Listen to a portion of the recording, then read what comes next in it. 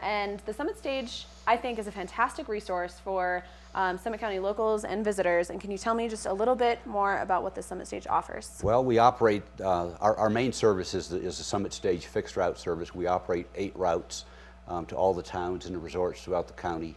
We also have a service for people that can't use the fixed route service called Mountain Mobility for folks who are disabled. Oh, We've been in operation for 25 years. We operate service 7 days a week, 365 days a year. We start about 5:45 in the morning. We go till 1:30 in the evening, and that's 7 days a week. Yeah, and that's pretty impressive. And it's free for anyone who wants to ride the bus, which is really cool. It is free. We're a little bit different from a lot of transit systems in that we don't charge a fare. Of course, it does cost a lot to operate the service, and that's paid through a sales tax that the voters of Summit County on 2 different occasions have passed to fund the service. But the service to the user is free. And you guys go to Breckenridge, to Copper Mountain. I know you guys go to Leadville even. We do. We have one route. We operate mostly within Summit County, but we do have a route that provides service between Leadville, Copper, and Frisco. And that's 2 trips a day in the morning and then 2 trips home in the evening. Okay, cool. And I know something that's really cool, an event that's coming up in August is the USA Pro Cycling Challenge that's going through A-Basin. And I know that you guys are doing kind of a special route operation during that event. We're gonna be operating, it looks like 3 buses doing shuttles between Dillon, actually between Silverthorne and A-Basin. Okay. I believe on the 17th. Yeah, it's the 17th. But all that week, basically, the race is going to be going on. I believe the race goes through A-Basin. There's a finish and then a start on the 17th and 18th of August.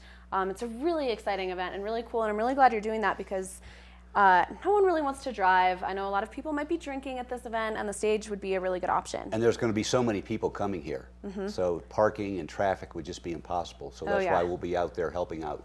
Okay, and where could people find more information specifically about this route if they wanted to take the bus? Probably the best thing right now would be to call our office. That number is 668-0999. And then as we get closer to the race, our website, which is summitstage.com, will have some updates on the website as well.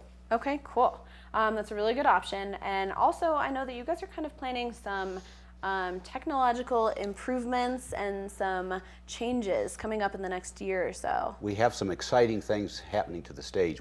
I guess the main one would be the fact that we're going to have a mobile app so that people can find out about the routes in real time on their smartphone. If they don't have a smartphone, there'll be a text option so you can find out when the bus is going to be there. And of course, with weather and construction, that often interrupts the service, so this will be a really handy feature for folks to have. Then early next year, we're going to be adding next stop announcers on board the buses so that if you're riding the bus and you can't tell exactly where you are, the windows are fogged up, a voice will come on when the bus approaches your bus stop, and a sign will light up inside the bus telling you what the next stop is. And that's really nice. If you're visiting somewhere too and you don't know quite where you are, that'll be a nice feature. It really will. It really will. Cool. And you're also going to do some bus refurbishments? We're getting ready to refurbish 5 of our buses. We have a fleet of 26 buses that we use on the fixed route service. We're going to be refurbishing 5 of those over the next 9 months. We've got 2 new bus replacements coming probably in 2017. And we're going to also be making some improvements to our facility. So we're trying to upgrade and just make the system a little more user-friendly and better for the public. And the Frisco transfer station as well, right? Right. We have a big project. We're going to be doing some improvements there starting next summer. And then there'll probably be a second phase to that, which will come, I would expect, a year later, that's going to really change the face of that facility. Cool.